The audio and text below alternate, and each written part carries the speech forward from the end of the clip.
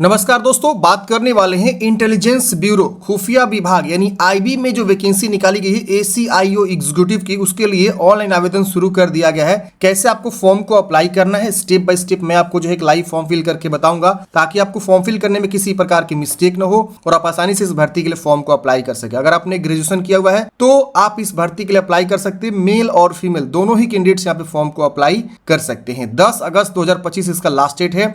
यहाँ से आप एडवर्टाइजमेंट देखना चाहते हैं तो आप देख सकते हैं। यहाँ पे देखिए वैकेंसी के बारे में, सैलरी के बारे में। 3717 पदों पे बम्पर भर्ती है। ग्रेजुएशन बोला गया है, कंप्यूटर का नॉलेज बोला गया, 18 से 27 वर्ष की उम्र सीमा बोली गई है, लेकिन SC/ST को 5 साल का अपर एज में छूट है और OBC को 3 साल का अपर एज में छूट यहाँ पे आपको बताया गया है। तो आप एक बार फॉर्म भरने से पहले नोटिफिकेशन, सिलेबस, एग्जाम सेंटर आप जरूर चेक कर लीजिएगा। सारी इंफॉर्मेशन जो नोटिफिकेशन में दिया गया है। अब आपको इस वेबसाइट पे आना कैसे है, तो इसके लिए क्या करना है, आपको गूगल में जाना है, सर्च करना है DS हेल्पिंग फॉरएवर। क्या सर्च करेंगे? DS helping forever. ये वाली वेबसाइट आपको देखने को मिलेगी। यहाँ पे आपको देखेंगे तो सेंट्रल जॉब्स वाले सेक्शन में IB ACIO एग्जीक्यूटिव रिक्रूटमेंट 2025 का ऑप्शन मिलेगा। आप इस पे क्लिक करेंगे। जैसे आप इस पे क्लिक करेंगे, यहाँ पे आपको जो इस प्रकार से सारी इंफॉर्मेशन पढ़ने को मिल जाएगा। सिलेबस, एग्जाम पैटर्न, सब चीज देखने को मिल जाएगा। आप थोड़ा सा नीचे आएंगे तो यहाँ पे आपको अप्लाई का ऑप्शन मिलेगा। आप इस पे क्लिक करेंगे, सीधे आप अप्लाई वाले पेज पे आ जाएंगे। अब यहाँ पे आपको सबसे पहले रजिस्टर करना है, फिर लॉग इन करना है। तो रजिस्टर पे क्लिक करेंगे। जैसे आप रजिस्टर पे क्लिक करेंगे, यहाँ पे पेज लोड लेगा, आपको वेट करना है थोड़ी देर। यहाँ पे आपको जो सबसे पहले पोस्ट चूज करना है, तो एक ही पोस्ट है वो आप चूज कर लेंगे।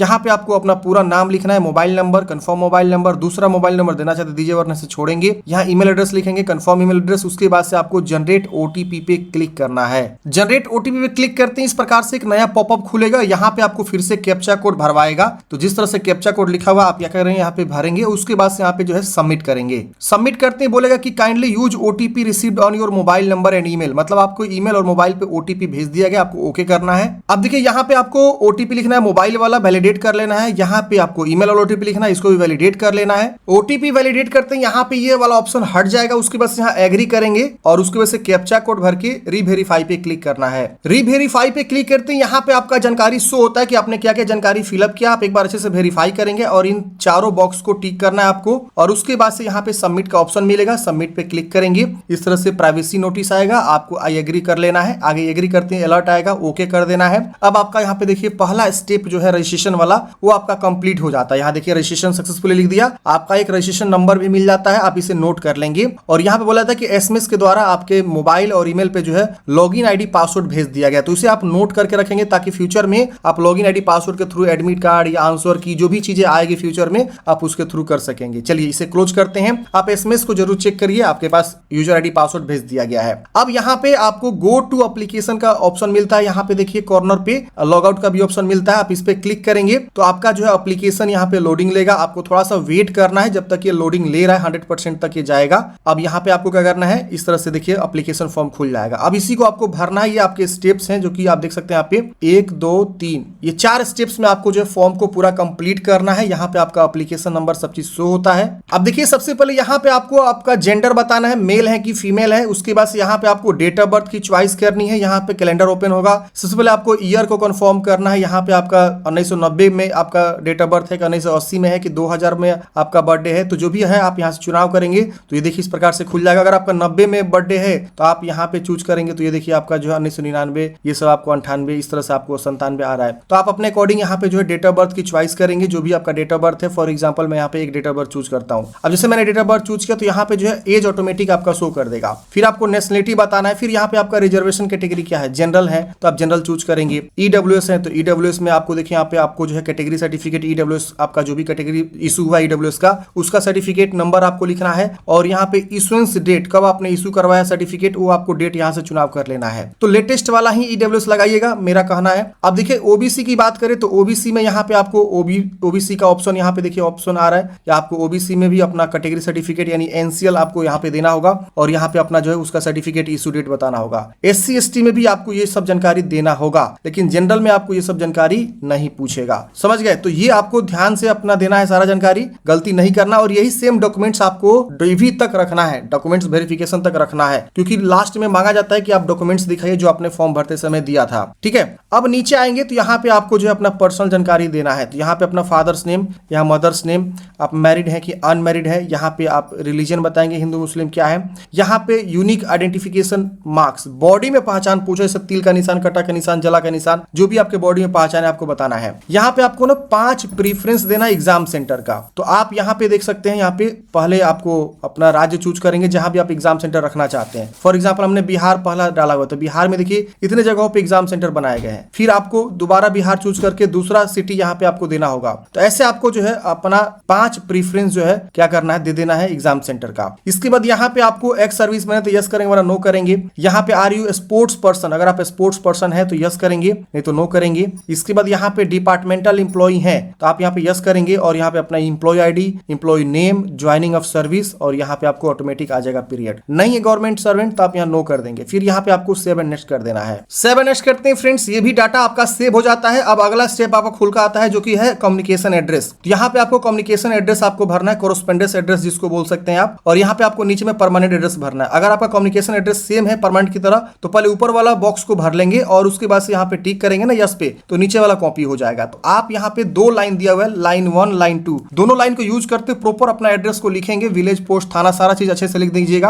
अगर आप शहर में रहते हैं तो शहर में जिस प्रकार से एड्रेस होता है प्रॉपर एड्रेस, ताकि अगर कम्युनिकेट किया जाए आपसे तो आपका एड्रेस पे पहुंचा जा सके, तो उस तरह का प्रॉपर एड्रेस लिख देना है। फिर यहाँ से कंट्री चूज कर लेना है, फिर यहाँ पे आपको स्टेट चूज कर लेना है, फिर यहाँ डिस्ट्रिक्ट आएगा डिस्ट्रिक्ट चूज कर लेना है, फिर पिन कोड लिखना है और यहाँ पे अगर परमानेंट एड्रेस सेम है तो यस करेंगे, सेम सेम कॉपी हो जाएगा। अलग है तो आप नो करके अलग अलग भी एड्रेस लिख सकते हैं। जैसे बहुत सारे लोगों का जो है प्रेजेंट एड्रेस कहीं और होता है, परमानेंट एड्रेस कहीं और होता है, तो आप अपने अकॉर्डिंग देख के अच्छे से भर लीजिएगा। फिर यहाँ पे आपको सेव एंड नेक्स्ट कर देना है। सेव एंड नेक्स्ट करते ही अगले स्टेप में आपको एजुकेशनल क्वालिफिकेशन एंड एक्सपीरियंस की जानकारी मांगता है। अब यहाँ पे देखिए कुछ जानकारी बोल रहा है कि wherever percentage of marks is not awarded by the university institute and only grade are awarded, the same should be converted to the exact equivalent percentage of marks as a following formula. मतलब क्या कि अगर आपका मतलब CGPA है या सीक्यूपीआई है या ग्रेड है, जीपीए है, तो आपको ना परसेंटेज में कन्वर्ट करना होगा और कन्वर्ट करके ही आपको लिखना होगा। अगर आपका जो है पॉइंट यहाँ पे मान लीजिए सपोज जो है सीजीपीए का 6.4 आता है तो आपका कंसीडर जो 60% किया जाएगा। यहाँ पे दिया हुआ अगर आपका यहाँ पे इस प्रकार से दिया गया तो आपको यहाँ पे ध्यान देना। तो ये चीज आप पढ़ लीजिएगा और यहाँ पे देखिए आपको बोर्ड का नाम लिखना, पहले मैट्रिक की जानकारी भरना है, यहाँ 12th की जानकारी और यहाँ पे एसेंशियल क्वालिफिकेशन में ग्रेजुएशन की जानकारी भरना है। तो ये सब आपको तीनों क्वालिफिकेशन को प्रॉपर भरना है। अब मैट्रिक में कैसे भरना है तो देखिए मैट्रिक में बोर्ड का नाम लिखेंगे, पासिंग ईयर बताएंगे कौन से ईयर में अपने मैट्रिक पास आउट किया, इंस्टीट्यूट का नाम जहां से आपने पढ़ाई किया, कौन कौन सा सब्जेक्ट आपका था, पूरा कंबाइंड सब्जेक्ट को नाम लिखना है। जैसे आपने हिंदी पढ़ा होगा कैपिटल लेटर में लिखिएगा हिंदी, फिर आपने मैथ पढ़ा होगा, फिर साइंस पढ़ा होगा, तो सारे विषय को अच्छे से लिख देना है। फिर आपका क्वालिफाई में पास है, फिर आपको यहाँ पे परसेंटेज है कि सीजीपीए तो परसेंटेज चूज करके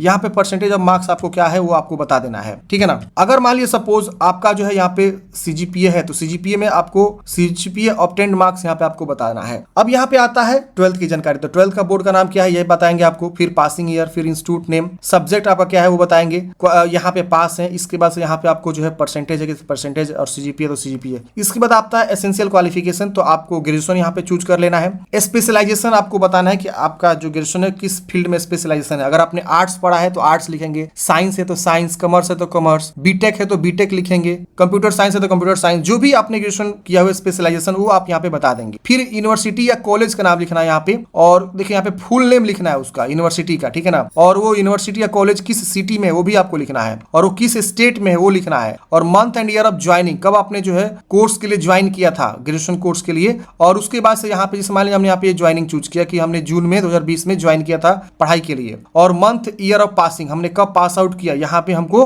अच्छे से बता देना इस प्रकार से। फिर यहाँ पे क्वालिफाइड है कि क्या है तो आपको पास चूज कर लेना है, फिर यहाँ पे इसमें से कोई चूज करना है, परसेंटेज है कि सीजीपीए है और परसेंटेज यहाँ पे लिख देना है। तो इस तरह से आपको सारी जानकारी को अच्छे से लिख देना है। इसके बाद यहाँ पे पूछ रहा है डिजरेबल क्वालिफिकेशन में आपको कंप्यूटर का नॉलेज है, आपको यस करना है। ये ऑलरेडी नोटिफिकेशन में मेंशन है कि डिजरेबल क्वालिफिकेशन कंप्यूटर आपको आनी चाहिए। अगर आप यहाँ पे नो करते हैं तो नो भी कर सकते हैं, लेकिन यहाँ पर यस करेंगे तो बहुत बेहतर रहेगा। एडिशनल कोई क्वालिफिकेशन आपके पास है जैसे कि और कोई आप कोई क्वालिफिकेशन किए हैं, जैसे पीजी किए तो पीजी की जानकारी यहाँ पे आप भर सकते हैं, पोस्ट ग्रेजुएशन यहाँ लिख के, नहीं तो इसे छोड़ दीजिएगा। अदर कोई क्वालिफिकेशन है जैसे कि आपको कोई फॉरेन लैंग्वेज आती है, लोकल लैंग्वेज हिंदी इंग्लिश को छोड़ के तो आप यहाँ पे यस कर सकते हैं और उस लैंग्वेज के बारे में बता सकते हैं, नहीं तो आप इसे नो कर देंगे। और यहाँ पे do you have any work experience, कोई वर्क एक्सपीरियंस है तो यस करेंगे और वर्क एक्सपीरियंस को ऐड कर सकते हैं और नहीं से आप नो करेंगे। और यहाँ पे आपको सेव एंड नेक्स्ट कर देना है। सेव एंड नेक्स्ट करते हैं फ्रेंड्स। अगले स्टेप में यहाँ पे आपको जो अपना पासपोर्ट साइज फोटो अपलोड करना है, यहाँ पे आपको सिग्नेचर अपलोड करना है और यहाँ पे आपका नाम शो करता है, आपका एप्लीकेशन फीस शो कर रहा है और यहाँ पे आपको सब दिखा रहा है कितना रुपया आवेदन शुल्क आपको लगेगा। यहाँ पे आपको जो है अब कैप्चा कोड भर के प्रीव्यू करके देखना है। तो अब यहाँ पे फोटो कैसे अपलोड करनी है समझ लीजिए। यहाँ पे आप क्लिक करेंगे, यहाँ पे देखिए 100 से 200 के बीच बोला गया है और व्हाइट बैकग्राउंड बोला गया है। तो आप इसी प्रकार का फोटोग्राफ को क्या करेंगे, चॉइस करके अपलोड करेंगे। 200 DPI पे आपको होना चाहिए, ये ध्यान रखना। ये फाइल साइज आप सही से रखेंगे, आपका इजीली अपलोड हो जाएगा। और अगर आपको फाइल साइज गड़बड़ हो रहा है तो आप ऑनलाइन एडिट कर सकते हैं, फाइल को रिसाइज कर सकते हैं। मैं यहाँ पे ब्राउज करके चूज करूंगा, मेरा फोटो यहाँ पे अपलोड हो जाएगा। देखिए हमने इस प्रकार से जो फोटो को अपलोड कर लिया, हमने यहाँ पे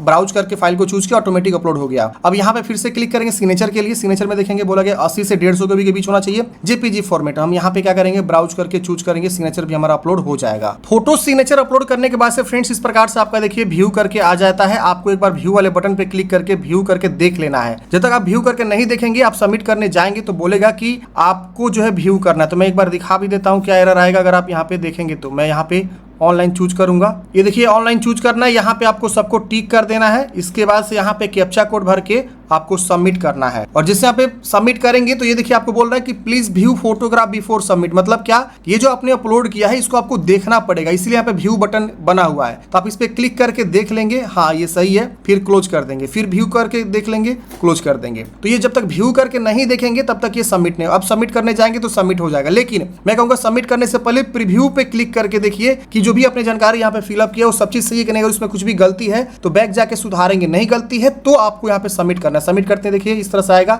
आई एग्री करेंगे। यहाँ पे बोल रहा है कैप्चा, अच्छा ये जो कैप्चा हमने गलत भर दिया, मैं दोबारा से यहाँ पे भर लेता हूँ। अब यहाँ पे सबमिट करूंगा, देखिए हमारा अब जो है फाइनल सबमिट हो जाएगा। देखिए सबमिट हो गया। अब हमको पेमेंट गेटवे पे लेकर आ गया। यहाँ पे हमको जो भी एप्लीकेशन फी लग रहा है, जैसे UPI के थ्रू, कोई भी ऑप्शन के थ्रू पेमेंट जमा करके क्या करेंगे फ्रेंड्स, आप जो है फाइनल प्रिंट आउट निकाल के अपने पास हार्ड कॉपी सुरक्षित रख लेंगे। तो इस प्रकार से फ्रेंड्स हमने बात किया कि IB में जो वैकेंसी निकाली गई है ACIO की, उसके लिए कैसे आपको फॉर्म को अप्लाई करना है। आपके मन में कोई भी डाउट है, कमेंट है, कमेंट बॉक्स में पूछ लीजिएगा। मिलता है किसी नेक्स्ट वीडियो में। जय हिंद, आपका दिन शुभ हो।